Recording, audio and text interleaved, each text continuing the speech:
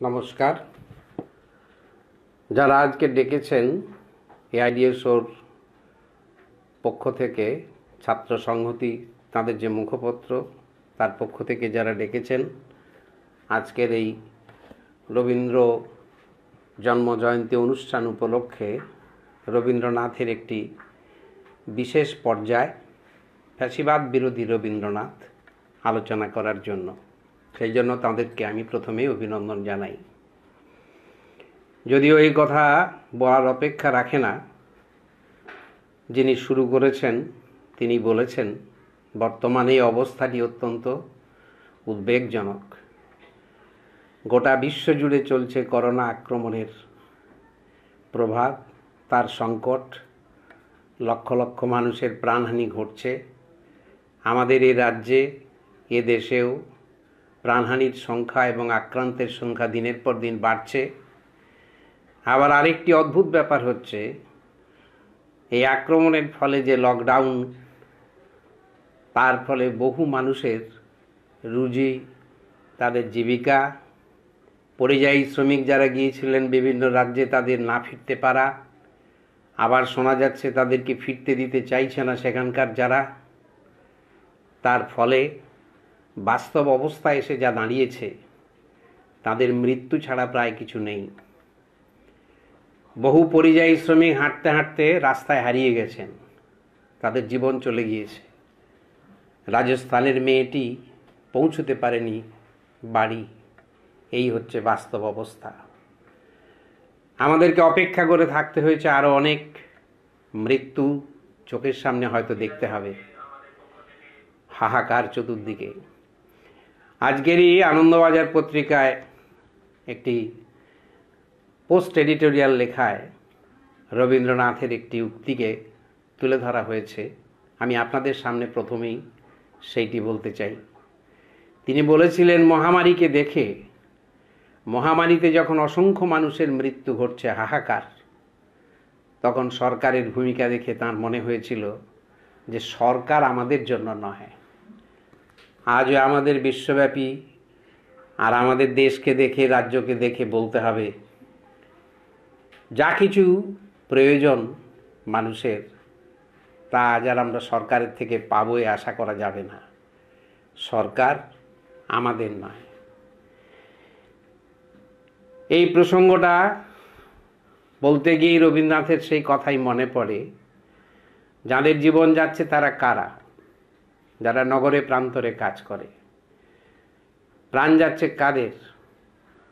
রবীন্দ্রনাথের কথায় বলতে হয়, ওই যে দাঁড়ায় নত শির, মুখ সবে ম্লান সবে লেখা শুধু শত শতাব্দীর বেদনার করুণ কাহিনী। তাদের কথাই বলতে হবে। স্কন্ধে যত চাপে ভার, বহি চলে মন্দগতি, যতক্ষণ থাকে প্রাণ তার, তারপর সন্তানদের দিয়ে যায় বংশ বংশ ধরি। এই তো বাস্তব অবস্থা। এরা কারুর বিরুদ্ধে বিক্ষোভ জানাতে পারে না। এরা কি করে? নাহি জানে কার দ্বারে দাঁড়াইবে বিচারের আসে, দরিদ্রের ভগবানে বারেক ডাকিয়া দীর্ঘশ্বাসে মরে সে নীরবে। এভাবেই তাদের মৃত্যু ঘটে, এই তাদের চলে। বাস্তবে রবীন্দ্রনাথের সম্পর্কে বলতে গিয়ে একটি কথা না বললে হবে না। তা হলো এই, যখন প্রথম শিক্ষা জীবন শুরু হয় স্কুলে, আজ থেকে বহু বছর আগে, নিজেরা ফুল সংগ্রহ করে নিয়ে গিয়ে রবীন্দ্রনাথের ছবিতে মালা দিতাম। মাস্টারমশাইরা বলতেন, তখনকার এক অনুভূতি, রবীন্দ্রনাথ বড় মানুষ, এইটুকুই। পরবর্তীকালে যখন কলেজ জীবনে আসি, এই প্রাণচঞ্চল কলকাতারই এক ভাঙা বাড়ির দোতলায় এক মহান মানুষের সংস্পর্শ আমার কাছে আসে। এই সংস্পর্শটি আমার জীবনের গতিধারা পাল্টে দেয়। রবীন্দ্রনাথ, নজরুল থেকে শুরু করে আমাদের দেশের নবজাগরণের মনীষীদের সম্পর্কে আমার আগেকার জানা পরিপূর্ণভাবে পরিবর্তিত হয়ে যায়। তিনি বললেন, রবীন্দ্রনাথের বাণী প্রচার করার অধিকার তোমার তখনই থাকবে নজরুলের বাণী প্রচার করার অধিকার তখন তোমারই থাকবে যখন তুমি তাদের বুকের বেদনাকে অনুভব করতে পারবে। যার বুকেই কম্পন নেই, স্পন্দন নেই, সে কি করে রবীন্দ্রনাথকে চর্চা করবে? বারবার মনে পড়ে, আমরা গান গাই, কবিতা আবৃত্তি করি, শুনি, আনন্দ পাই, বিনোদন হয়, কিন্তু তিনি প্রশ্ন তুললেন, বিনোদনে তো রয়েছে শ্রেণী চরিত্র, এ বিনোদন কি দিচ্ছে?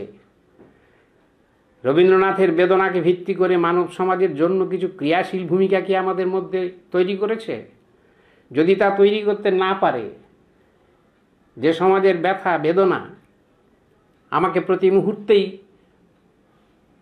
আলোড়িত করবার কথা, তার আঁচড় যখন আমাদের বুকের মধ্যে পড়ছে, তাকে ভিত্তি করে আমার মধ্যে বিবেক মনুষ্যত্বকে জাগিয়ে একে আমি ক্রিয়াশীল করতে চাই, আমি কি সত্যি সত্যি ক্রিয়াশীল করতে পারছি? তবেই তো রবীন্দ্র জয়ন্তী, তবেই তো নজরুল জয়ন্তী, তবেই তো মনীষীকে মালা দেওয়া। রবীন্দ্রনাথের একটি কথা আছে, শুধু ভঙ্গি দিয়ে যেন না ভোলায় চোখ। তিনি বলে গিয়েছিলেন খুব দুঃখ করে, যদি তাকে নিয়ে কোনোদিন শোক সভা হয় তাহলে কি হবে? সেদিন যেন সভার ঘরে ভিড় জমে না, উচ্চস্বরে যেন কোনো শোকের সমারোহ না হয়।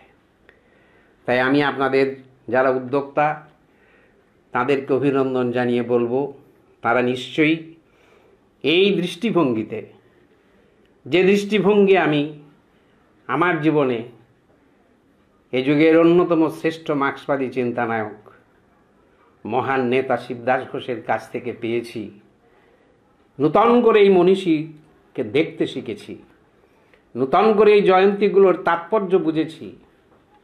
শুধু ফুল দেওয়া নয়, আত্মসমীক্ষা, ক্রিয়াশীল হওয়া, সে কথা নিশ্চয়ই আপনারা সকলেই ভাবছেন। বর্তমান সংকটের সময়ে সঞ্চালকও প্রথমে বললেন করণীয় কর্তব্য কী, সেই কর্তব্যকে সামনে রেখে রবীন্দ্রনাথকে এইভাবেই দেখার প্রয়োজনীয়তা অবশ্যই রয়েছে। সে অর্থে আমি আপনাদের কাছে কৃতজ্ঞ বলতে পারার জন্য।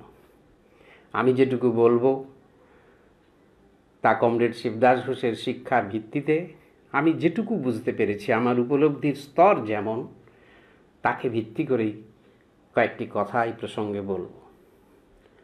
যখনই আমরা রবীন্দ্রনাথ শুনি তখন রবীন্দ্রনাথ সম্পর্কে একটি অদ্ভুত কথা হয়। রবীন্দ্রনাথ মানেই হচ্ছে একটা অতীন্দ্রিয় লোকের ব্যাপার, একটা বিশাল ব্যাপার, ও সব বোঝা যাবে না, বিরাট বিশাল এমন করে ভাব হয়, তাকে আমরা বাস্তবে তুলে রেখে দিই হিন্দু ব্রাহ্মণ ঘরের চিলেকোঠায় যেমন করে সত্যনারায়ণ শিলা থাকে, তেমনি করে তুলে রেখে দিই, ঠাকুর করে রেখে দিই, জীবনে নিতে পারি না। এই জায়গাটি কিন্তু আরেকটি বিষয়। আবার অনেকে রবীন্দ্রনাথ নিয়ে আলোচনা করতে গিয়ে আপনারা যেমন ফ্যাসিবাদী সংগ্রামের প্রেক্ষাপটে রবীন্দ্রনাথের কথা বলছেন, কিন্তু রবীন্দ্রনাথ বললেই অনেকে মনে করেন তার পূজা পর্যায়, তার নৈবেদ্য, কেবলমাত্র গীতাঞ্জলি, কেবলমাত্র তার কতকগুলো সঙ্গীত, যে সঙ্গীতগুলো কাব্যগুলো তার প্রথম জীবনে ছিল, শুধু সেইগুলোকে দিয়েই রবীন্দ্রনাথকে বুঝতে চান।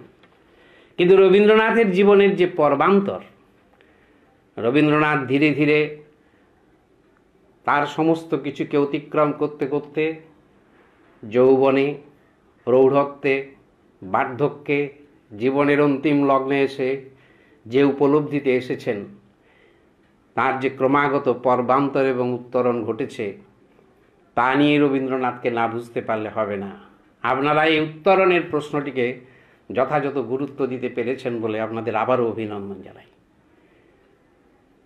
এই রবীন্দ্রনাথ জন্মেছেন যে পরিবারে, সেই পরিবারের সঙ্গে সংযোগ ছিল ব্রাহ্মধর্মের, সংযোগ ছিল তদানীন্তন সময়ে শিক্ষা দীক্ষা সংস্কৃতির। আমাদের দেশে সামন্ততন্ত্রের বিরুদ্ধে, ধর্মীয় অন্ধতা গোঁড়ামি কুসংস্কারের বিরুদ্ধে প্রথম শঙ্খধ্বনি করেছিলেন রাজা রামমোহন রায়, যাকে বলা হয়, শিবদাস ঘোষ বলেছেন, উষা লগ্নের মানুষ, পূর্ব দিগন্তকে রঙিন করে দিয়ে তার অভ্যুত্থান, চতুর্দিকে লাল আভা প্রকাশিত, সামনে অদ্ভুত সম্ভাবনা, নবজাগরণের সূচনা, প্রথম শঙ্খধ্বনি, আনলেন বেদান্তকে সংস্কার করে। তারই পথ বেয়ে এলেন আমাদের দেশে ঈশ্বরচন্দ্র বিদ্যাসাগর, এক অসাধারণ চরিত্র, যিনি সে যুগের পরিপ্রেক্ষিতে সমস্ত রকম অন্ধতা, গোঁড়ামি, কুসংস্কারকে দূর করে দিয়ে বলিষ্ঠ মানবতাবাদ, যে মানবতাবাদের সুর আমরা পেয়েছিলাম শেক্সপিয়ারের কবিতায়, what a beautiful piece is man, মানুষ কাকে বলে, পরবর্তীকালে নজরুলের কবিতায় যাকে আমরা পাই, ভুলক দুলক গোলক ভেদিয়া খোদার আসন আরস ছেদিয়া উঠিয়াছি চির বিস্ময় আমি বিশ্ববিধাত্রীর, সেই মানুষ, সেই মানবতাবাদের বলিষ্ঠতার চর্চা প্রতিভাত হয়েছিল বিদ্যাসাগরের জীবন সংগ্রামে। যিনি বলতে পেরেছিলেন চোখের সামনে মানুষ অনাহারে মরবে, ব্যাধিতে গাঁ উজাড় হয়ে যাবে, আর আমি ভগবান ভগবান করবো, এমন ভগবত প্রেম আমার নেই। আমার ভগবান আছে মাটির পৃথিবীতে, আমি স্বর্গ চাই না, মোক্ষ চাই না, বারবার ফিরে আসতে চাই এই মাটির বাংলায়। সাংখ্য বেদান্তকে সেদিন ভ্রান্ত দর্শন বলবার সাহস রেখেছিলেন একটি মাত্র মানুষ, যিনি কোনো মন্দিরে যাননি। শিক্ষার ক্ষেত্রে সমস্ত স্কুল থেকে স্তব গানকে বন্ধ করে দিয়েছিলেন। দর্শন চর্চার ক্ষেত্রে বস্তুবাদী দর্শন চারবাক, সর্বধন দর্শন সংগ্রহ থেকে সংগ্রহ করে চারবাকের চর্চার কথাকে সামনে এনেছেন। এই হলো বিদ্যাসাগর। এই বলিষ্ঠ মানবতাবাদ যখন চলছে, ঠিক তার কিছুদিন পরেই আমরা আস্তে আস্তে দেখতে পেলাম গোটা বিশ্ব পরিস্থিতির একটি পরিবর্তন। সামন্ততন্ত্রের বিরুদ্ধে বুর্জোয়া মানবতাবাদের এই যে স্লোগান,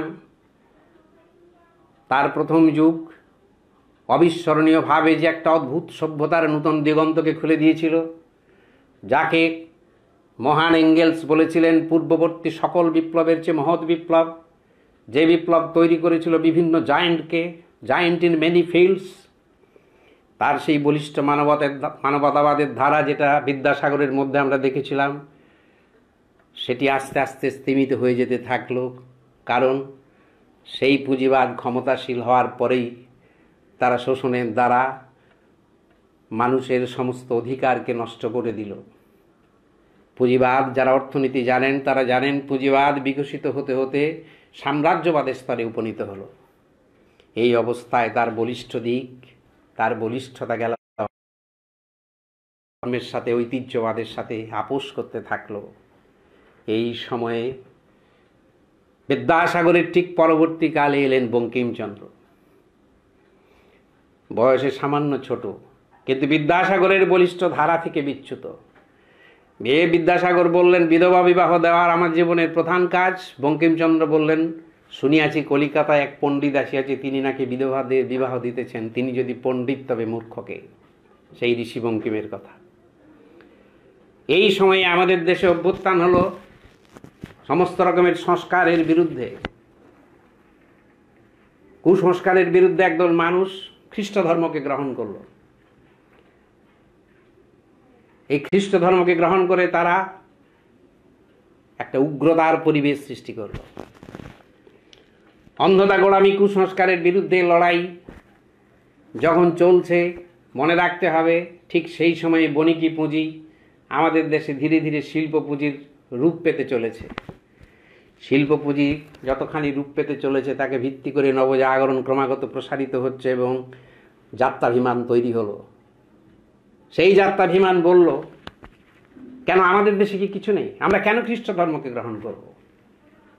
এই প্রশ্ন এলো। মাইকেলের মতো মানুষ, যিনি রামকে দেবতার আশীর্বাদ পুষ্ট বলে ছোট করে রাবণকে বড় করলেন, যিনি বিদ্যাসাগর সম্পর্কে বলেছিলেন, he was the first man among us, আমাদের মধ্যে প্রথম মানুষ।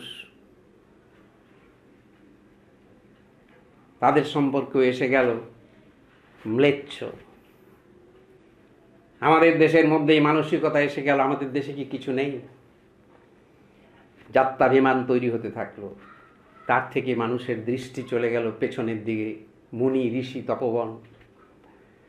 এলো রামকৃষ্ণ, দর্শনে এলেন বিবেকানন্দ, যার মধ্যে যাত্রাভিমান এলো। শিবদাস ঘোষ বলছেন বিস্ময়কর এক চরিত্র, জাগিয়ে তুললেন। কিন্তু আমাদের দেশের সেই যাত্রাভিমান গড়ে উঠল হিন্দু ধর্মকে ভিত্তি করে। তাই আমাদের দেশের স্বাধীনতা আন্দোলনও পরবর্তীকালে হয়ে গেল হিন্দু রিলিজিয়াস ওরিয়েন্টেড। এই বিশ্লেষণ ইউনিভার্সিটির বইতে আপনারা পাবেন না, ইউনিভার্সিটির সিলেবাসে হয়তো পাবেন না। মহান নেতা শিবদাস ঘোষই তিনি দেখিয়ে দিয়েছেন।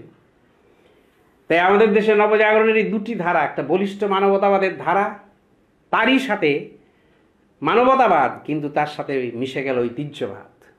দুটি ধারা চলতে থাকলো। বিদ্যাসাগরের পরেই বঙ্কিম, এই শ্রদ্ধেয় রবীন্দ্রনাথ। তাই রবীন্দ্রনাথের চিন্তার মধ্য দিয়ে মানবতাবাদ যেমন প্রতিফলিত হয়েছে, তেমনি তারই সাথে ঐতিহ্যবাদ মিশেছিল।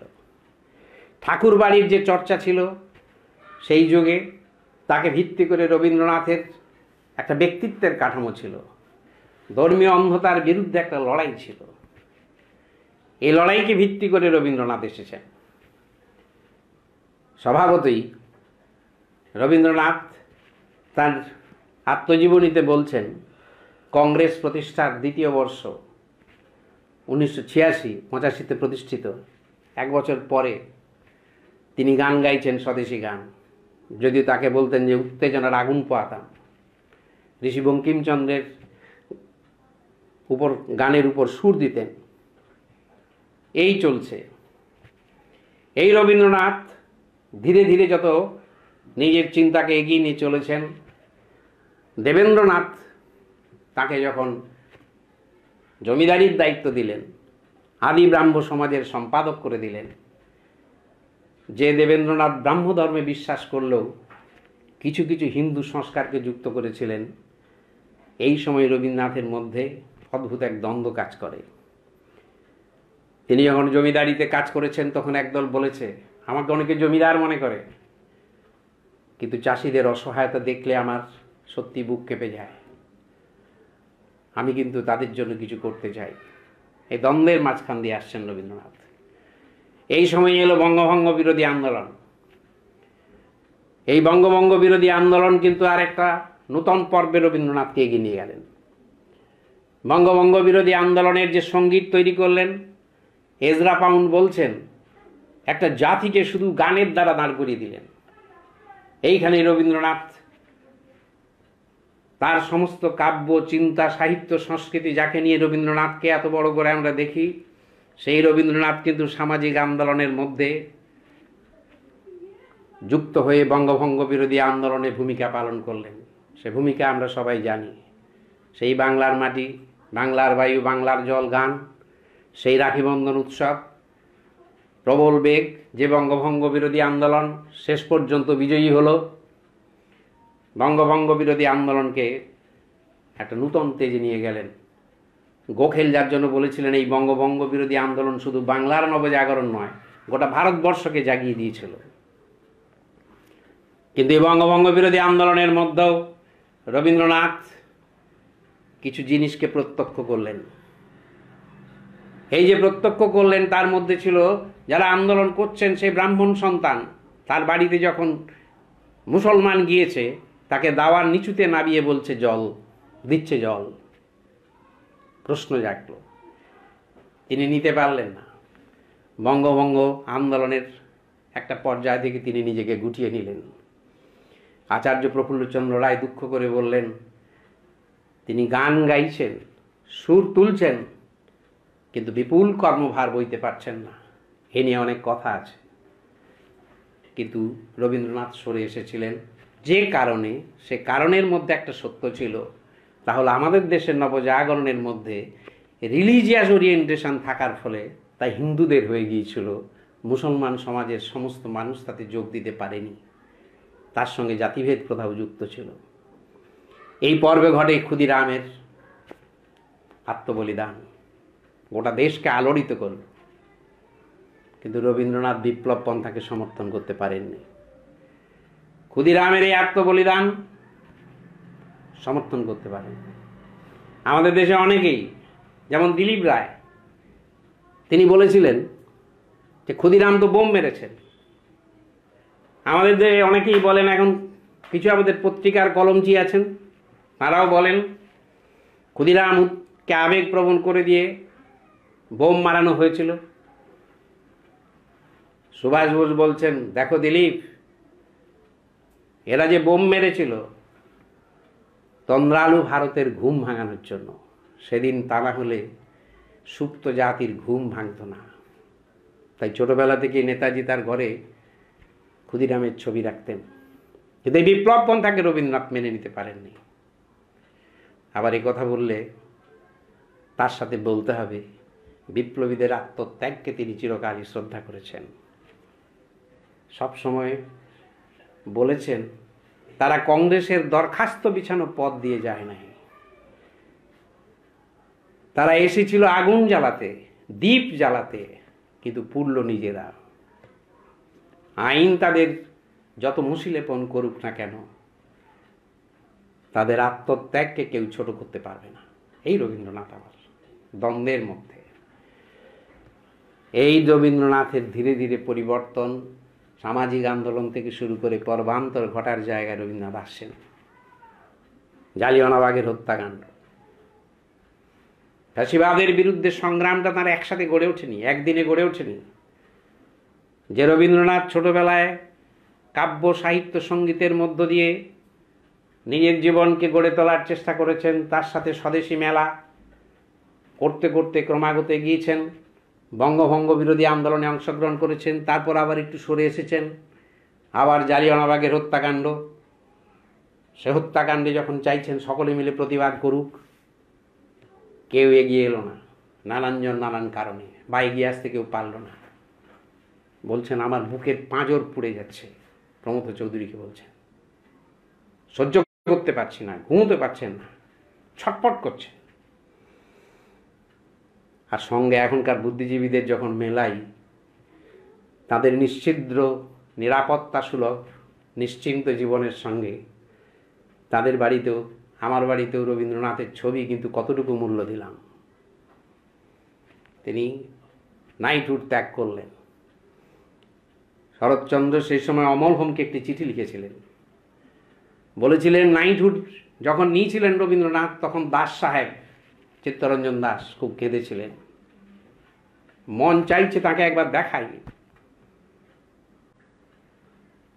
তার ছাতি 10 হাত করে ফুলে উঠবে। অমলহোমকে লেখা চিঠি, এই জালিয়ানওয়ালাবাগের হত্যাকাণ্ডের বিরুদ্ধে, ইংরেজ জাতির এই বর্বরতার বিরুদ্ধে দাঁড়ালেন। এই রবীন্দ্রনাথের ক্রমাগত পর্বান্তর ঘটতে থাকল। ফলে রবীন্দ্রনাথের এই পর্বান্তরের পরপর দিকগুলিকে যদি আমরা না দেখি, তাহলে আমরা রবীন্দ্রনাথের ফ্যাসিবাদের বিরুদ্ধে সংগ্রাম তিনি কি করে করতে পারলেন তা আমরা সত্যি সত্যি বুঝে উঠতে পারব না। এই সংগ্রাম যখন ক্রমাগত এগিয়ে যাচ্ছে, বিপ্লব এবং বিপ্লবী শক্তি যত ক্রমাগত এগোচ্ছে, রবীন্দ্রনাথের মধ্যেও নানান রকমের দ্বন্দ্ব কাজ করছে। একবার যাচ্ছেন নৌকোয় করে, সঙ্গে রয়েছে সত্যপ্রিয় গুপ্ত,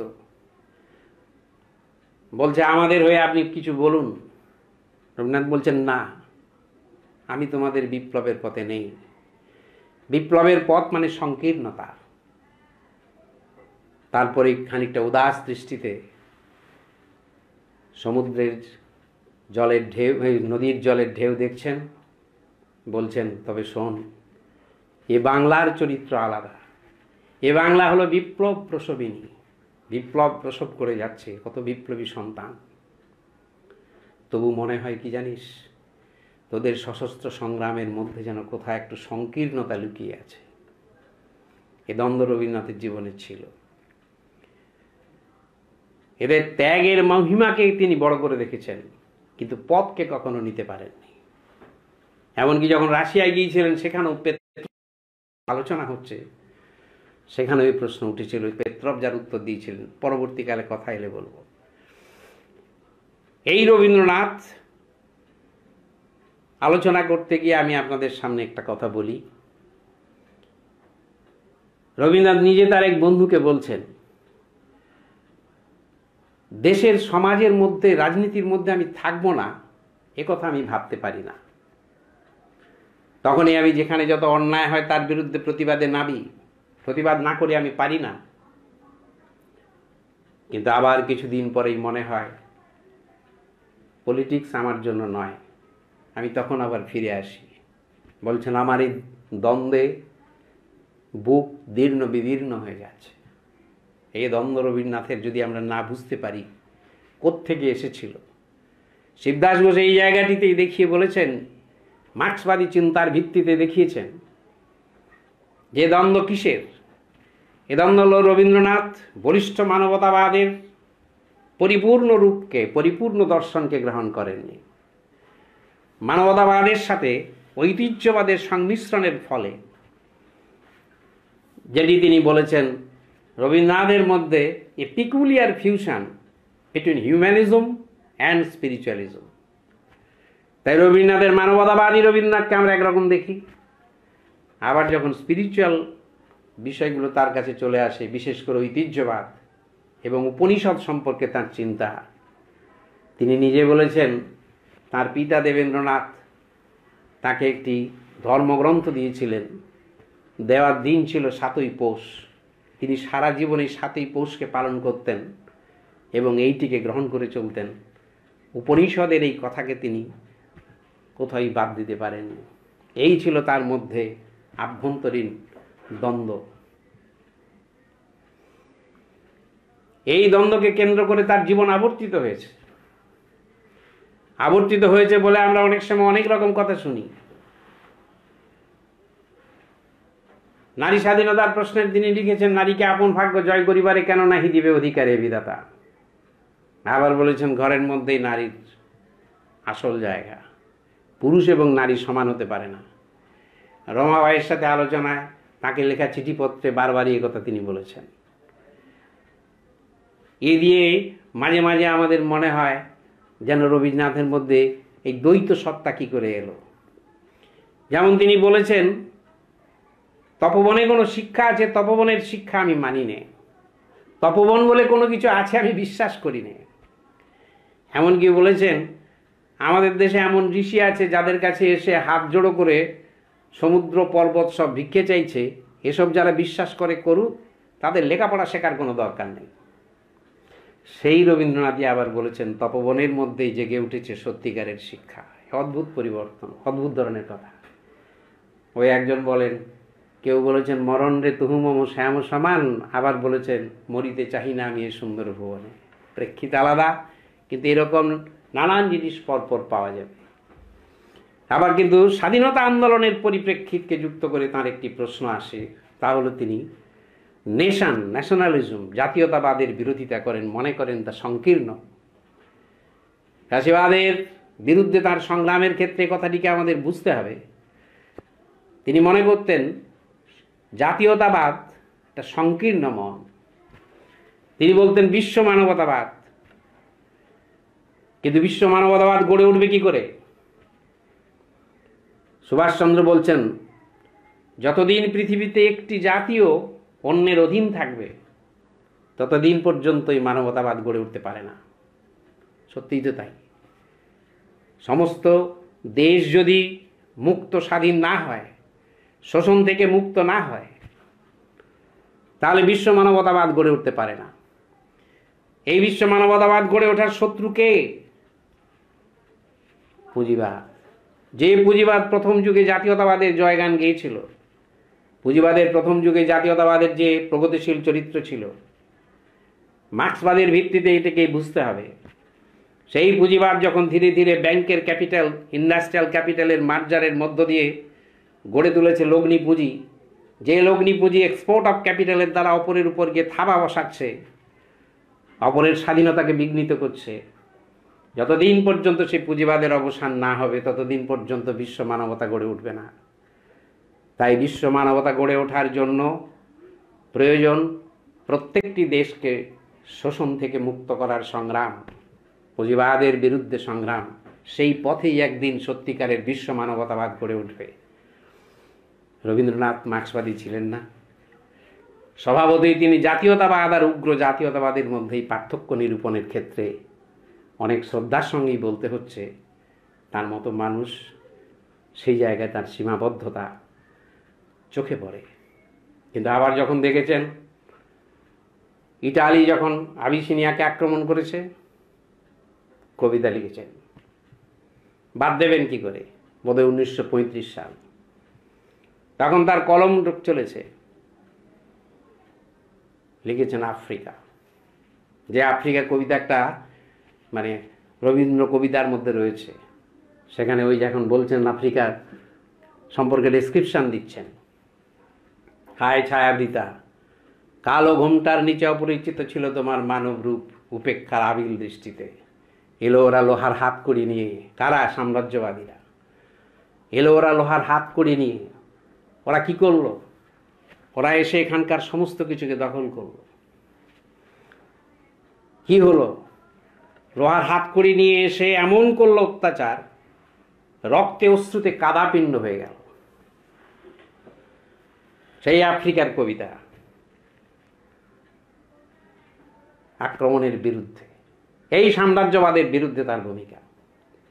এমনকি প্রথম বিশ্বযুদ্ধের পর ফরাসি বুদ্ধিজীবীরা একটি গোষ্ঠী গড়ে তুলেছিলেন, তার নাম হচ্ছে ক্লার্ক। সেই ক্লার্ক গোষ্ঠী যখন 15টি দাবি নিয়ে সই করতে পাঠান, রবীন্দ্রনাথ তাতে কিন্তু সই করেছিলেন। কখনো চলে আসছেন সমাজের সমস্ত কর্মসূচিতে, সামাজিক আন্দোলনে, কখনো আবার মনে করছেন যে না, আমি তো কবি, আমার কাজ নেই। হিজলি জেলে শরৎচন্দ্রের সম্বর্ধনা জানানোর চেষ্টা করেছিল। সেই শরৎচন্দ্রের সম্বর্ধনা জানানোর যেদিন দিন, সেই দিন গুলিতে মারা যায়, হিজলি জেলে গুলি হয়, মারা যায় সন্তোষ মিত্র, তারকেশ্বর সেন। রক্ত মাখা জাতীয় পতাকা পাঠিয়ে দিয়েছিল শরৎচন্দ্রের কাছে। রবীন্দ্রনাথ প্রতিবাদ করেছিলেন শহীদ মিনার ময়দানে দাঁড়িয়ে, একা প্রতিবাদ করছেন। এই রবীন্দ্রনাথকে তো চাই। কোন রবীন্দ্রনাথকে আমরা চর্চা করব? রবীন্দ্রনাথের প্রথম যুগ, মধ্যযুগ, জীবনের শেষ পর্ব, পরিণত রবীন্দ্রনাথ, কাকে চর্চা করব? কোন জিনিসকে চর্চা করব? রবীন্দ্রনাথ কোথাও কোথাও বলছেন, সমাজ সংসার ও মিছে সব, মিছে জীবনের কলরব, কেবলই আঁখি দিয়ে আঁখিরই সুধা পিয়ে হৃদয় দিয়ে হৃদয় অনুভব। এই রবীন্দ্রনাথকে চাই, যে রবীন্দ্রনাথ বলছেন আমি চঞ্চল হে আমি সুদূরের পিয়াসী। যিনি বলছেন ফুলের বাহার নেইকো যাহার, ফসল যাহার ফলল না, অশ্রু যাহার ফেলতেও হাসি পায়, দিনের আলো যার ফল আলো, সাঁঝের আলো জ্বলল না, সেই বসে সে ঘাটের কিনারায়, ওরে আয় আমায় নিয়ে যাবি কে রে দিন শেষের শেষ কে? সেই রবীন্দ্রনাথকে? নাকি এই রবীন্দ্রনাথ যিনি শহীদ মিনার ময়দানে দাঁড়িয়ে প্রতিবাদ করছেন, যতীন দাসের মৃত্যুর পর গান লিখছেন? কোন রবীন্দ্রনাথকে আমরা সত্যি সত্যি চর্চা করব? আপনাদের যারা সংগঠক, তাদের কাছে আমার বারবার এইটুকু মনে হয়েছে, আপনারা এই বিষয়টি যে খুব গুরুত্ব দিয়েছেন, সেইটি আমার কাছে যথার্থই মনে হয়েছে। কারণ রবীন্দ্রনাথের ব্যাপ্তি বিশাল, বিরাট ব্যাপ্তি নিয়ে তিনি কাব্য জগতে, সাহিত্য জগতে, সংস্কৃতির জগতে আজও জ্বলছেন, এটাকে অস্বীকার করা যাবে না। এই করতে করতেই যখন ফ্যাসিবাদের ধ্বনি এসেছে, কি লিখেছে? যে ভোজের মধ্যে এসে গেছে নরমাংস পিশাচরা, প্রায়শ্চিত্ত কবিতা। এমনকি তার আগে বিগত আগের শতাব্দী, অর্থাৎ 19বিংশ শতাব্দী যেদিন শেষ, সেই দিন লিখছেন শতাব্দীর সূর্য আজকে অস্ত চলে গেল। লিখছেন যুদ্ধের দামামা বেজে উঠছে, অর্থাৎ যুদ্ধের বিরুদ্ধে। এই রবীন্দ্রনাথ বলছেন বাণিজ্য এখন আর নিছক বাণিজ্য নহে, সাম্রাজ্যের সহিত তাহার গান্ধর্ব বিবাহ ঘটিয়া গিয়াছে। মনেই হবে না এই রবীন্দ্রনাথ যে রবীন্দ্রনাথ নানান গীতি কবিতায় প্রকৃতির নানান দিককে দেখে হয়তো বলেছেন, ওই তার গীতিকাব্যে কত সুন্দর সুন্দর উদাহরণ আছে। সোনার বলুন, নৈবেদ্য বলুন, গীতিকার বলুন, clouds heap upon clouds and it darkens, O love why dost me thou let me wait outside at the door all alone, বসে আছি একা, যখন বলছেন, এই সমস্ত কবিতা যখন বলছেন, দিন শেষ হয়ে এলো আঁধারিল ধরণী, আর বে কাজ নাই তরণী, হাগয়ে কাদের দেশে বিদেশে নামি নুয়েছে সুধানু যখনই, অমনি কথা না বলি ভরাঘর ছলছলি, নত মেঘে চলে যায় তরুণী, এঘাতে বাঁধিব মোর তরণী। এই যে কাব্য, তার যে লিরিসিজম, কেবলমাত্র এর মধ্যেই তিনি সীমাবদ্ধ ছিলেন না, চিন্তার জগতে বেরিয়ে এলেন। গোটা ভারতবর্ষের সংস্কৃতির মধ্যে তিনি দেখেছিলেন, উপনিষদের তিনি মানুষ ছিলেন, এটা ঠিক, কিন্তু এ কথা মনে করার কোনো কারণ নেই তিনি কিন্তু সাম্প্রদায়িকতার বিরুদ্ধে যে লড়াই রবীন্দ্রনাথের, অসাধারণ। আজ আমরা ভারতবর্ষে যে জিনিস দেখতে পাচ্ছি, সেই জায়গায় ফ্যাসিবাদের প্রকোপ এসেছে।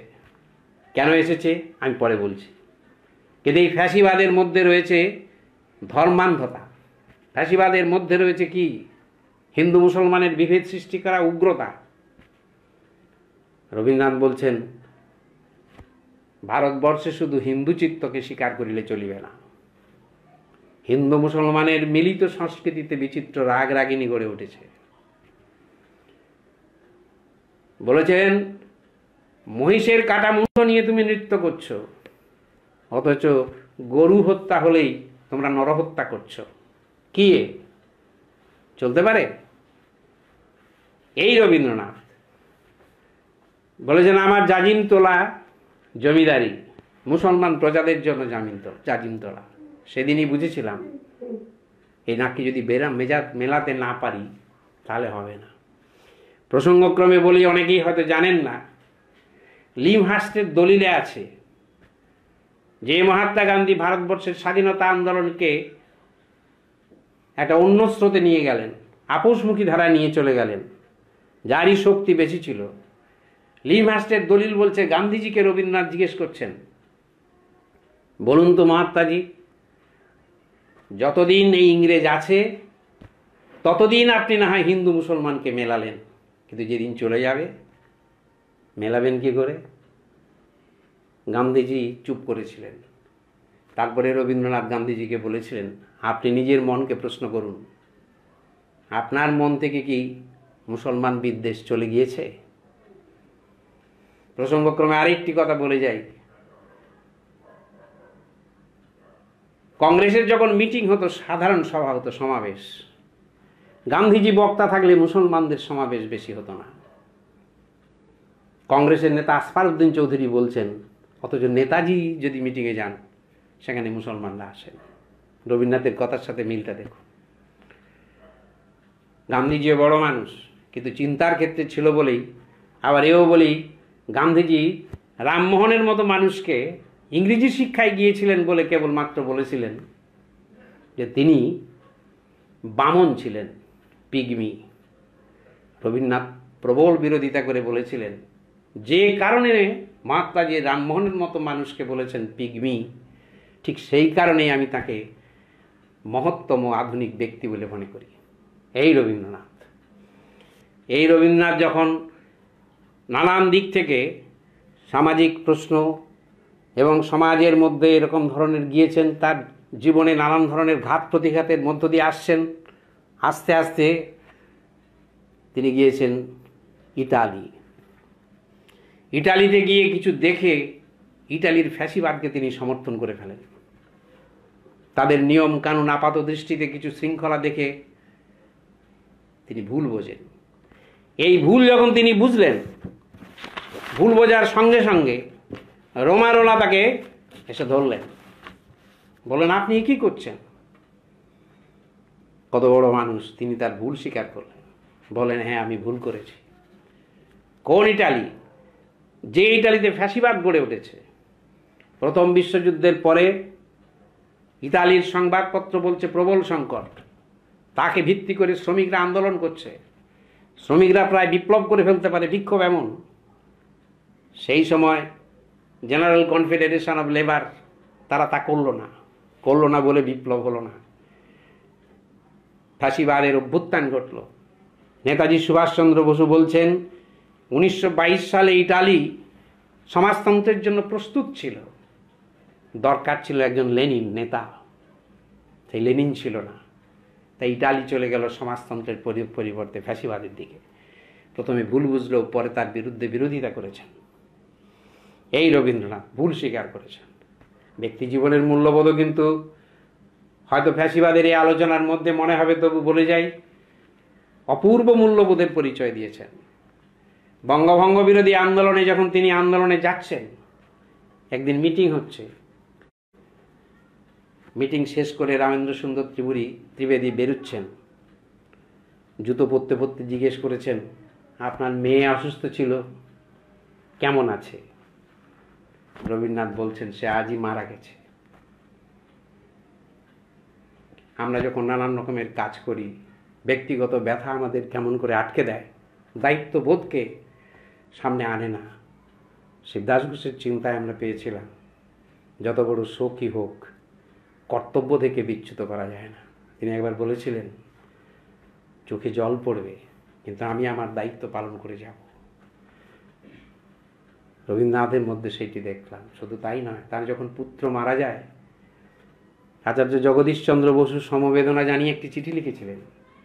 রবীন্দ্রনাথ তার পাল্টা একটা চিঠিতে বলেছিলেন, সমাজের ব্যথা, কত মানুষের কত ব্যথা, তার তুলনায় ব্যক্তিগত ব্যথাকে আমি কোনোদিনই গুরুত্ব দিতে পারি না। এই মানবতাবাদী মূল্যবোধ, এই মানবতাবাদী রবীন্দ্রনাথ। আজকে যারা দেশের সমাজের আন্দোলনের মধ্যে নিজেদেরকে নিয়োজিত করতে চায়, তাদের এই সমস্ত গুণাবলী নিতে হবে। রবীন্দ্রনাথের উপনিষদ কেন্দ্রিক চিন্তাকে নিতে হবে না, দেখে নিতে হবে। আমাদের দেশের বিপ্লবীরা অদ্ভুতভাবে রবীন্দ্র কবিতা পড়তেন। কেন? তারা রবীন্দ্রনাথকে দুঃখ করে বলতেন যে আপনি বিপ্লব পন্থাকে কেন সমর্থন করেন না, খুব দুঃখ ছিল, বারবার করে গিয়ে বলতেন। কিন্তু বিপ্লবীরা ফাঁসির আগে পড়ছে রবীন্দ্রনাথের কবিতা। প্রীতিলতা বেরিয়ে যাচ্ছে, মাস্টারদার সঙ্গে দেখা করে বলছে, বাহির হইনি তোমার তব পানে চাহিয়া, চলে গেলাম সারা নিশি কি করে তরি বেয়ে চলে গেলাম। ফাঁসি হবে তার আগে গাইছে হিংসায় উন্মত্ত পৃথ্বী। বলছেন, মঙ্গল শঙ্খ তোমার জন্য না, তোমার জন্য প্রেয়সীর শোক নয়, মুখ নয়, অশ্রুসিক্ত মুখ নয়, তোমার জন্য রয়েছে শ্রাবণের বজ্রনাথ, এটাই তোমার কাছে আশীর্বাদ। বিপ্লবীরা এই কবিতা পড়ছে এই কবিতা, যেখানে বলছে, যে শুনেছে তার আহ্বান গীত, ছুটেছে সে লক্ষ্য পরাণে, সংকট আবর্ত মাঝে নির্যাতন লিয়েছে সে বক্ষপাতি, মৃত্যুর আহ্বান মৃত্যুর গর্জন শুনেছে সে সঙ্গীতের মতো। হেই, ইংল্যান্ডের এক বিপ্লবী 1920 সালে উইলফ্রেড ওয়েন তার মা রবীন্দ্রনাথকে একটা চিঠি লিখেছিলেন। বলছেন, তুমি আমার ছেলেকে এমন করে দিয়েছ, সে তো বিপ্লবী হয়ে গেল, তার মৃত্যুর পরে ডায়েরিতে দেখলাম তোমার কবিতা। কি বলছে? তোমার কবিতা লেখা আছে যে আমি চলে গেলাম যেন বলে যেতে পারি, যা পেয়েছি তার কোনো তুলনা নেই। এই বিপ্লবীরা আসলে যে স্বপ্ন দেখতে পারতেন, রবীন্দ্র কবিতার মধ্যে সেই স্বপ্ন ছিল। এই স্বপ্নকে দেখাতে পারতেন, কাব্যের মধ্যে দেখাতে পারতেন। সেই জন্য রবীন্দ্রনাথের কাব্য এবং বিশেষ করে ছোট গল্প একটা অদ্ভুত ক্ষমতার সঙ্গে যুক্ত হয়েছিল। তারপরে বিশ্বযুদ্ধ, এই বিশ্বযুদ্ধের বিরুদ্ধে সমস্ত রকম প্রবন্ধ, কাব্য, সঙ্গীত, সমস্ত দিক থেকে এই ফ্যাসিবাদের বিরুদ্ধে। বললেন, এই ফ্যাসিবাদ কি? ফ্যাসিবাদ হচ্ছে গিয়ে পড়বে, আঘাত করবে, অপরকে নিয়ে নেবে, চিন্তা করতে দেবে না, বুঝতে দেবে না, দমন করবে। তাই ফ্যাসিবাদের বিরুদ্ধে লড়তে হবে। এই মনের পেছনে আমি আপনাদের কাছে বলবো, একটি অপূর্ব ঘটনা আছে যাকে অস্বীকার করে যায় না। সেটি হলো তার রাশিয়া ভ্রমণ। রাশিয়া ভ্রমণের আগে তাকে সকলেই বলেছিল যাবেন না, ওখানে গিয়ে আপনার লাভ নেই। একদল বুদ্ধিজীবী তাকে নিরস্ত করার চেষ্টা করেছেন। যাই হোক, শেষ পর্যন্ত গিয়েছিলেন। রবীন্দ্রনাথ বলছেন, আমি এলাম তীর্থস্থানে, রাশিয়ায় যদি না আসতাম বুঝতে পারতাম না। বলছেন এরা 1000 বছরের সমস্ত না করা জিনিসকে 10-15 বছরের মধ্যে তৈরি করে ফেলতে চাইছে, খুব দ্রুততার সাথে। কারণ জানে তাদের বিরুদ্ধে সবাই, প্রত্যেকেই। সত্যি তাই। সেই রাশিয়া কি না দিয়েছে? রবীন্দ্রনাথের রাশিয়ার চিঠিতে সমস্ত সকলেই আমরা পড়েছি, জানি সেই সমাজতান্ত্রিক রাশিয়া কি না দিয়েছে। কোনো মানুষের চাকরিহীন না, কোনো সন্তান শুধু পিতামাতার দায়িত্ব না, রাষ্ট্রের দায়িত্ব। শ্রমিকরা কাজ করতে পারবে, তাদের বিশ্রামাগার রয়েছে, তাদের স্বাস্থ্য রাষ্ট্রের দায়িত্ব, তাদেরকে রক্ষা করা রাষ্ট্রের দায়িত্ব। এমনকি সন্তানকে যদি বাবা মা দেখাশোনা না করে, তাহলে সরকারের, রাষ্ট্রের অভিভাবকত্বে সেই সন্তানকে বড় করে তোলা হয়। শিক্ষা ফ্রি। অবাক হয়ে গিয়েছেন সমস্ত এক্সিবিশন দেখতে গিয়েছে চাষিরা। আগে যেত জ্ঞানী গুণীজন, বুর্জোয়া, এখন চাষিরা যাচ্ছে, শ্রমিকরা যাচ্ছে। সমস্ত দিকে একটা আয়োজন। সবচেয়ে বড় গুরুত্ব তিনি দেখেছেন 98% শিক্ষিত। বলছেন এরা দ্রুত শিক্ষা দিচ্ছে। রাশিয়ার প্রশংসায় পঞ্চমুখ হয়ে যাওয়ার জন্য আমাদের দেশের যারা পুঁজিবাদের সমর্থক, সেই সমস্ত বুদ্ধিজীবী ক্ষুব্ধ হয়ে অনেক সময় এখনো বলেন যে রবীন্দ্রনাথ বলেছেন ওখানে একটা ধাঁচা আছে, এক ধরনের একটা যান্ত্রিকতা আছে। রবীন্দ্রনাথের কথা বলেছেন ঠিকই, কিন্তু তাঁরা রবীন্দ্রনাথের আরেকটি কথা বলেননি, যেটি আমি আপনাদের সামনে রাখতে চাই। রবীন্দ্রনাথের কথা বলেছিলেন যে ডিক্টেটরশিপ একটা আপদ। আমাদের দেশের বুদ্ধিজীবীরা পুঁজিবাদের সেবাদাসের মতো ব্যবহার করেন, কিন্তু রবীন্দ্রনাথ বলছেন এই আপদের সঙ্গে সঙ্গে এটা মনে রাখতে হবে, ফ্যাসিস্টরা যেমন করে মানুষের চিন্তা শক্তি, শিক্ষা দীক্ষা, সংস্কৃতিকে শেষ করে দিয়ে তাদেরকে অন্ধ আনুগত্যের দিকে নিয়ে আসে, এখানে কিন্তু তা নয়। মানুষের জীবনী শক্তিকে ক্রমাগত স্ফুরিত করে তোলা হচ্ছে, মানুষকে ক্রমাগত শিক্ষায় উদ্বুদ্ধ করা হচ্ছে, বিজ্ঞান চিন্তায় উদ্বুদ্ধ করা হচ্ছে। ফলে কি হবে? এই বিজ্ঞান চিন্তায় উদ্বুদ্ধ করার জন্য বলছেন এখানেই পরিত্রাণের পথ। যে বুদ্ধিজীবীরা এটা বলেন তারা কথা বলুন, রবীন্দ্রনাথের কথা বলেছেন। শুধু যান্ত্রিকতা আছে, শুধু একটা ধাঁচায় গড়ে উঠেছে রবীন্দ্রনাথ, শুধু এইটুকু বলেননি। এবারে কথা ঠিক, রবীন্দ্রনাথ তো সাম্যবাদী ছিলেন না, সাম্যবাদী দর্শনের লোকও নয়, কিন্তু তিনি এই যে গেলেন এই রাশিয়াকে, দেখলেন সমাজতন্ত্রকে, এবং ফ্যাসিবাদের পরাজয় নিয়ে জীবনের একদম অন্তিম লগ্নে অপারেশনের দিন সকালে প্রশান্ত মহলানবিশ কাগজ দিচ্ছেন, গিয়ে বলছেন আজকে রাশিয়ার সৈন্য লাল ফৌজে গিয়ে চলেছে। বারবার মনে পড়ে যায় সেই রবীন্দ্রনাথ জীবনের একেবারে অন্তিম লগ্নে বলছেন পারবে, পারবে, দানবকে ঠেকাতে এরাই পারবে। হিটলারের প্রচুর দম্ভ হয়েছে, গোয়েরিং গোয়েরিং দেখুক গোয়েরিং, রাশিয়াই জিতবে। আজকে রাশিয়া এবং সমাজতন্ত্রের সাময়িক বিপর্যয়কে দেখে একদল খুব উল্লসিত। এখন সকলেই স্ট্যালিনের বিরুদ্ধে প্রচার করছেন, কুৎসায় নেমেছেন, অথচ বিপ্লব পরবর্তীকালে ওই রাশিয়াকে যেমন করে তিনি গড়ে তুলেছিলেন, যে সমাজতন্ত্র যাকে দেখে শুধু রবীন্দ্রনাথ নয়, Acharya Prafullachandra, Netaji Subhashchandra, Bernard Shaw, Einstein, Charlie Chaplin, কে নয়, এক বাক্যে সকলেই বলেছেন। নেতাজি 1945 সালে বলছেন গোটা ইউরোপ তাকিয়ে আছে একটা মানুষের দিকে, তিনি হলেন মার্শাল স্ট্যালিন। এই দুর্ধর্ষ জার্মান শক্তিকে পরাজিত করতে পেরেছিল কিসের ভিত্তিতে?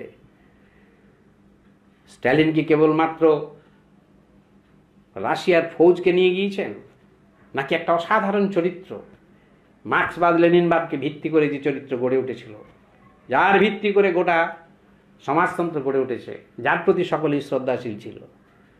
অদ্ভুতভাবেই ফ্যাসিবাদের কথা সবাই ভুলে যায়। রবীন্দ্রনাথ বিরোধিতা করলেন কেন? জার্মানিতে হিটলার হত্যা করেছিল 1,20,00,000 মানুষকে। অত্যাচারের কাহিনী শুনলে অবাক হয়ে যেতে হয়। অত্যাচারের কাহিনী কি? বন্দুকের টার্গেট করবে ইহুদি সন্তানদের দিয়ে, ইহুদি বাচ্চাদের দিয়ে বন্দুকের টার্গেট ঠিক করবে, ইহুদিদের চামড়া নিয়ে মানি ব্যাগ করবে, ঘড়ির ব্যান্ড করবে, পায়ের জুতো করবে। এই নৃশংসতা, 1,20,00,000 মানুষকে হত্যা করা, তার বিরুদ্ধে গোটা বিশ্ব প্রতিবাদ করতে চেয়েছিল। অন্যান্য দেশ যেখানে পরাজিত, সাম্যবাদী আদর্শের ভিত্তিতে স্ট্যালিন পেরেছিলেন। সেই জন্য রবীন্দ্রনাথের ওই কথা, পারবে পারবে দানবকে ঠেকাতে এরাই পারবে। এই ফাঁসিবাদের বিরুদ্ধে রবীন্দ্রনাথ, এই রবীন্দ্রনাথের চর্চাটি দরকার। রবীন্দ্রনাথই একবার বলেছিলেন, তোমরা বুড়ো রবীন্দ্রনাথকে নিয়ে বড় চর্চা করো। যে রবীন্দ্রনাথ প্রতিবাদ করে বলে জন্তুরা কোনোদিন বিদ্রোহ করে না, বিদ্রোহ করে মানুষ। যে রবীন্দ্রনাথ বলেন গাছ জন্মালে গাছ, কিন্তু মানুষ জন্মালে মানুষ হয় না, মানুষ তাকে হতে হয়। যে রবীন্দ্রনাথ বলেন অন্যায় যে করে আর অন্যায় যে সহে, তব ঘৃণা যেন তার তৃণ সমদহে। যে রবীন্দ্রনাথ ব্যক্তি জীবনে তার মেয়ে চলে যাওয়া সত্ত্বেও সামাজিক দায়িত্ব পালন করেছেন, পুত্র শোকের সময় তিনি সামাজিক দুঃখকে বড় করে দেখেছেন। যে রবীন্দ্রনাথ দেখেছেন ফ্যাসিবাদের এই আক্রমণের বিরুদ্ধে মানুষ দাঁড়াক, সেই রবীন্দ্রনাথের চর্চা দরকার। অতীন্দ্রিয় লোকের রবীন্দ্রনাথ, ধায় যেন মোর সকল ভালোবাসা প্রভু তোমারে লাগি, সেই রবীন্দ্রনাথ। যে রবীন্দ্রনাথ আগুনের পরশমণি করেছেন, সে তার বাদ দিয়ে আগুন জ্বালো আগুন জ্বালো, কিন্তু তারপরেই যখন বলে ফেলেছেন হে নিরুদ্দেশের পথিক আমায় ডাক দিলে কি, এই অংশ নয়। এমনকি আফ্রিকার এত বড় সুন্দর কবিতার শেষ দুটি লাইন এসে যখন দাঁড়িয়েছে বলো ক্ষমা করো, এই হোক তোমার সভ্যতার শেষ পুণ্যবাণী, হিংস্র প্রলাপের সাথে সেই হোক তোমার সভ্যতার শেষ পুণ্যবাণী। জীবনের শেষ কবিতাগুলোতেও আছে, শেষ পর্যন্ত মেলেনি উত্তর। প্রথম যেদিন জন্মেছিলাম সেদিনও উত্তর মেলেনি, শেষ যেদিন সেদিনও উত্তর মেলেনি।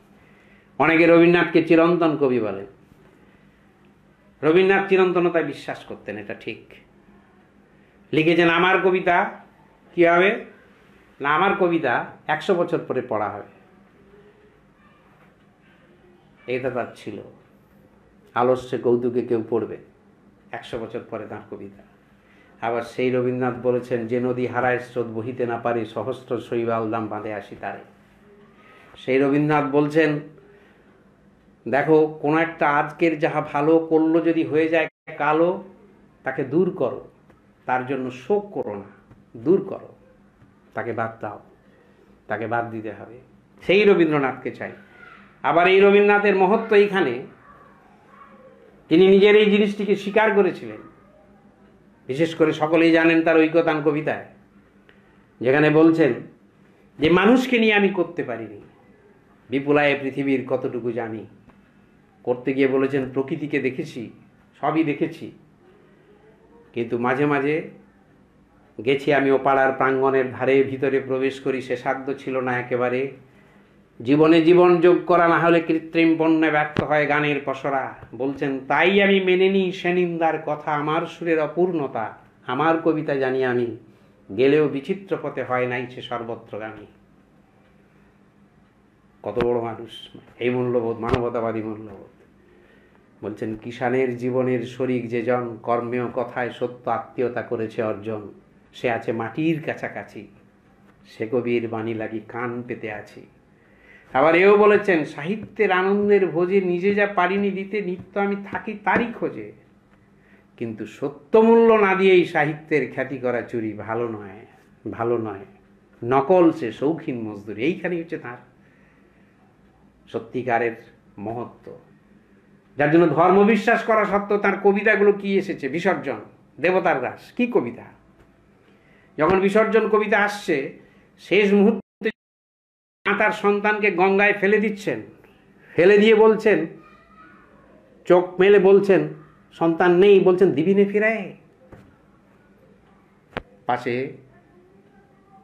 মর্মরিত হলো দক্ষিণাবাই। এই করুণ রসকে তিনি সংস্কার বিরোধী নিয়ে গেলেন। এইখানে হচ্ছে শিল্পশৈলী, কাব্যশৈলী। দেবতার কাছে যখন রাখাল পড়ে যাচ্ছে, মাসি মাসি মাসি বিন্ধিল বহ্নির সলা দুগ্ধকর্ণে আসি, নিরুপায়নাথের অন্তিমের ডাক, চিৎকারি উঠিল বিপ্র রাখ রাখ রাখ, ফিরাই আনিব তোরে কহি ঊর্ধ্বশ্বাসে, ব্রাহ্মণ মুহূর্ত মাঝে ঝাঁপ দিল জলে, আর উঠিল না, সূর্য গেল অস্তাচলে। এই যে একটা করুণ রস কুসংস্কারাচ্ছন্ন মানুষের মধ্যে, সেই ঘটনাকে পরিবৃত করতে করতে যে করুণ রস মানুষের মধ্যে জেগে উঠেছে, সেটা কি বলে সংস্কারের বিরুদ্ধে, কুসংস্কারের বিরুদ্ধে মানুষের মনকে জাগিয়ে দিলে কবিতায়, এই কাব্যে, সূচি কবিতা, এই সব জায়গায়। তারপর ছান্দোক্য উপনিষদের কবিতা কি বলে সত্যকাম, জন্ম কোথায়? জবালার ক্রোড়ে। তারপরে এলো না তুমি সত্য, সেই জন্যই তুমি দ্বিজ। এইসব কবিতা এনে কুসংস্কার বিরোধী মনকে তিনি সামনে এনে দাঁড় করিয়েছেন। এই যে দাঁড় করিয়েছেন, এই জায়গাটি আমাদের ভালো করে দেখা দরকার জীবনে। তাই জন্য তার কথা আছে সারা জীবনের ক্ষেত্রে তার উপলব্ধির পরিবর্তন, উত্তরণ ধীরে ধীরে হলেও তিনি এনেছেন একটি কথা, সত্য যে কঠিন, সেই কঠিনেরে ভালোবাসিলাম, সে কখনো করেনি বঞ্চনা। তাহলে রবীন্দ্রনাথের এই ফ্যাসিবাদ বিরোধী এবং সামাজিক সংগ্রামের দিক তাকে আমাদের জানতে হবে। আবার একথা ঠিক, রবীন্দ্রনাথের মধ্যে এদেশের যে বলিষ্ঠ মানবতাবাদের ধারা, যেটি পরবর্তীকালে বিদ্যাসাগর পরবর্তীকালে শরৎচন্দ্র নজরুলের মধ্য দিয়ে প্রতিভাত হয়েছিল, তারই বিকাশের পথে কিন্তু আজকের যুগে সর্বহারা সংস্কৃতি হবে, এও আমাদের মনে রাখতে হবে। আজকের যুগে পুঁজিবাদ বিরোধী বিপ্লব কেন দরকার? রবীন্দ্রনাথ ফ্যাসিবাদের বিরুদ্ধে সংগ্রাম করেছেন, ফ্যাসিস্ট শক্তির পরাজয় আজই হয়েছে, এই সমাপতন, রবীন্দ্র জয়ন্তী এবং এই ফ্যাসিবাদের পরাজয়, এই যে সমাপতন, এই সমাপতনে মনে রাখতে হবে ফ্যাসিস্ট শক্তির পরাজয় হয়েছে, কিন্তু ফ্যাসিবাদ আজও আছে। কেন আছে? কারণ ফ্যাসিবাদ আজকে পুঁজিবাদের বাঁচবার জন্য দরকার। যে পুঁজিবাদ আজকে মানুষের সমস্ত অধিকার থেকে বঞ্চিত করে দিয়ে কেবলমাত্র লাভ লাভ লাভ, আরও লাভ আরও লাভ, এই সংস্কৃতিকে নিয়ে এসেছে, তার সংকট থেকে বাঁচার জন্য তাকে ফ্যাসিবাদ ছাড়া বাঁচার উপায় নেই। এই ফ্যাসিবাদ থেকে বাঁচার উপায় যদি না থাকে, তাহলে কি হবে? যদি ফ্যাসিবাদকে পরাজিত করতে চাই, ফ্যাসিবাদী রবীন্দ্রনাথকে শ্রদ্ধা করতে চাই, তাহলে পুঁজিবাদ বিরোধী এই সংগ্রামে আমাদের আসতে হবে। এই পুঁজিবাদ বিরোধী সংগ্রাম ছাড়া ফ্যাসিবাদী রবীন্দ্রনাথের প্রতি শ্রদ্ধা জানানো যাবে না। আবার এই কথাও ঠিক, সোভিয়েত রাশিয়ায় যখন পেত্রভের সাথে আলোচনা হচ্ছে, রবীন্দ্রনাথ বলছেন তোমাদের বিপ্লবটা বাদ দিয়ে সব ঠিক আছে। পেত্রভ বলছেন বিপ্লব বাদ দেবেন? বিপ্লব ছাড়া তো হবে না। বললো শিক্ষা, বললো সকলকে শিক্ষা দেবেন কি করে? যতদিন জার ছিল ততদিন শিক্ষা ছিল না। রবীন্দ্রনাথও বলেছেন বিলিতি লাট বলিয়াছেন, যাহার অর্থ নাই তাহার পড়াশোনার দরকার নেই, তিনি বলেছিলেন। রবীন্দ্রনাথ রাশিয়াকে দেখেছেন, কিন্তু এই বিপ্লব পন্থার জন্য তার একটা দ্বন্দ্ব থেকে গিয়েছে।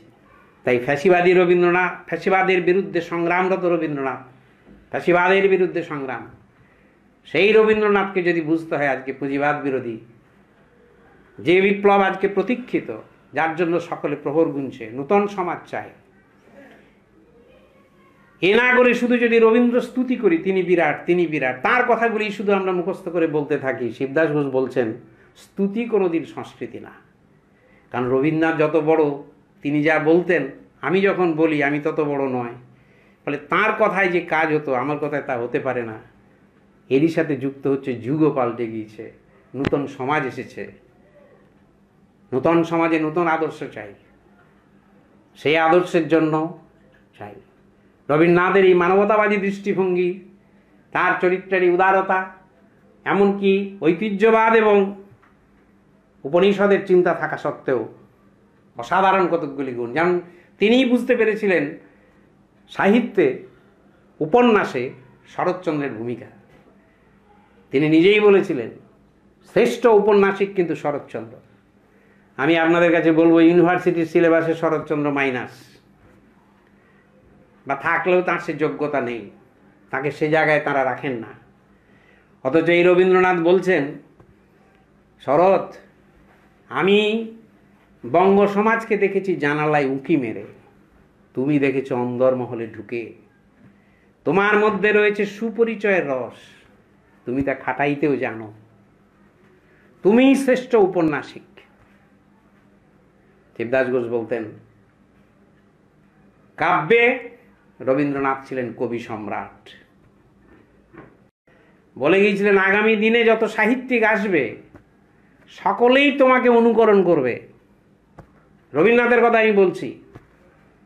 শরৎচন্দ্রের মহত্বকে দার্শনিক দিক থেকে মত পার্থক্য থাকা সত্ত্বেও মাঝে মাঝে তাদের মধ্যে ভুল বোঝাবুঝি কিছু ছিল, দর্শনগত দিক থেকে চিঠিপত্রে আছে, সেগুলো ছেড়ে দিন। তা সত্ত্বেও শরৎচন্দ্রকে কিভাবে বুঝেছিলেন? বলেছিলেন, পরবর্তীকালে যত সাহিত্যিক আসবে সকলেই তোমাকে অনুকরণ করবে, কিন্তু তোমাকে স্বীকার করতে চাইবে না। অপূর্ব কথা। আবার এই কথাও বলেছেন, তবে তুমি মনে রেখো, পাঠক তোমাকে কোনোদিন ভুলবে না। এই যে মূল্যায়ন, এই যে বলতে পারা, বুঝতে পারা, মানবতাবাদী চরিত্র, এর প্রয়োজন রয়েছে। এর থেকে আমাদের শিক্ষা গ্রহণ রয়েছে। অনেকে মনে করবেন ফ্যাসিবাদ, রবীন্দ্রনাথের চিন্তা ফ্যাসিবাদের বিরুদ্ধে সংগ্রামের জন্য সেই দিন যে ভূমিকা পালন করেছে, আজকে যদি ফ্যাসিবাদের বিরুদ্ধে করতে হয়, আজকে নিতে হবে পুঁজিবাদের বিরুদ্ধে সংগ্রাম। পুঁজিবাদের বিরুদ্ধে সংগ্রামের আদর্শ মার্ক্সবাদ, লেনিনবাদ। যে পুঁজিবাদ মুনাফা কেন্দ্রিক সমাজ, এর হাত থেকে মুক্ত করে উৎপাদন যারা করবে, উৎপাদনের মালিক হবে তারাই। সেই সমাজতন্ত্র আনতে গেলে সোভিয়েত রাশিয়া যেমন করে গড়ে উঠেছিল, তার জন্য যে বিপ্লবটি করতে হবে, সেই বিপ্লব করার জন্য মার্ক্সবাদ, লেনিনবাদের ভিত্তিতে যেতে হবে। ডিএসওর আপনারা যারা রয়েছেন, তারা আগামী দিনেই নিশ্চয়ই সমাজ বিপ্লবের কাজে আসবেন। সমাজ বিপ্লবের কাজে নিজেদের সমস্ত কিছুকে নিয়োজিত করবেন। তার মধ্য দিয়ে আপনাদের জীবন চরিত্র যথার্থ সুন্দর হয়ে উঠবে, কারণ এটাই যুগসত্য। সত্যের মধ্যেই সুন্দরের অবস্থান। রবীন্দ্রনাথের কথাতেও তাই, যথার্থ সত্য ছাড়া হবে না, সত্য কঠিন, তাই তাকে স্বীকার করতে হবে। এই পথে আপনারা যাবেন, এই পথে আপনাদের এগিয়ে যেতে হবে। যাওয়ার পথে আপনারা মানবতাবাদী আন্দোলনে যত চরিত্র এসেছিল, তাদের সকলের কাছ থেকে নিতে হবে। শিবদাস ঘোষ বলতেন, আমরা যদি নিতে না পারি, আমরা আজকের যুগের যে চরিত্র গড়ে তোলা দরকার, আমরা গড়ে তুলতে পারবো না। সর্বহারা সংস্কৃতি গড়ে তুলতে গেলে মানবতাবাদের আপোষহীন ধারাকে যেমন নিতে হবে, তেমনি রবীন্দ্রনাথ সহ যারা মানবতাবাদের একটা বিরাট দিককে পরিব্যাপ্ত করে রয়েছেন, তাদের কাছ থেকেও নিতে হবে। আর ফ্যাসিবাদের বিরুদ্ধে সংগ্রাম রবীন্দ্রনাথ। বিপ্লব পন্থায় বিশ্বাস না থাকলেও বিপ্লবীদের প্রতি তার শ্রদ্ধা এবং ভালোবাসা এবং তার আবেগ, একে ভিত্তি করে যে রবীন্দ্রনাথ, তার কাছ থেকেও আমাদের সকলকে নিতে হবে। ফ্যাসিবাদের বিরুদ্ধে সংগ্রাম, আজকের দিনে দাঁড়িয়ে আমাদের বলতে হবে যে ফ্যাসিস্ট শক্তির পরাজয় ঘটেছে, কিন্তু ফ্যাসিবাদ টিকে আছে। শিবদাস ঘোষ বলেছেন, ফ্যাসিবাদ কি? ফ্যাসিবাদ হলো তমসাচ্ছন্ন ভাবনা ধারণার সাথে বিজ্ঞানের কারিগরি দিককে মিলিয়ে দেওয়া। তিনি বলতেন, ফ্যাসিবাদ হচ্ছে মারাত্মক জিনিস। সে মানুষ গড়ে তোলার প্রক্রিয়াকে বাধা দেয়। মানুষ কিভাবে মানুষ হয়? মানুষের চিন্তা শক্তির দ্বারা তার চেতনা গড়ে ওঠে। এই চেতনা ধীরে ধীরে সত্যকে গ্রহণ করে, যুগসত্যকে গ্রহণ করে। জীবনে কাব্য, সাহিত্য, সঙ্গীত, চারুকলা থেকে শুরু করে স্নেহ, মমতা, প্রেম, তাকে ভিত্তি করে মনুষ্যত্বের যে আবেদন, ফ্যাসিবাদ তার মধ্যে ধর্মীয় অন্ধতা ঢুকিয়ে দেয়। বিজেপির দিকে তাকিয়ে দেখুন, অন্ধতা গোঁড়ামিকে ঢুকিয়ে দেবে। অন্ধতা গোঁড়ামিকে ঢুকিয়ে দিলে কি আসবে? উগ্রতা, বিজ্ঞানের কারিগরি দিক। এই তমসাচ্ছন্ন ভাবনা ধারণার সাথে বিজ্ঞানের কারিগরি দিককে মিলিয়ে আসছে ফ্যাসিবাদ। ফ্যাসিবাদ মানুষ গড়তে দেবে না।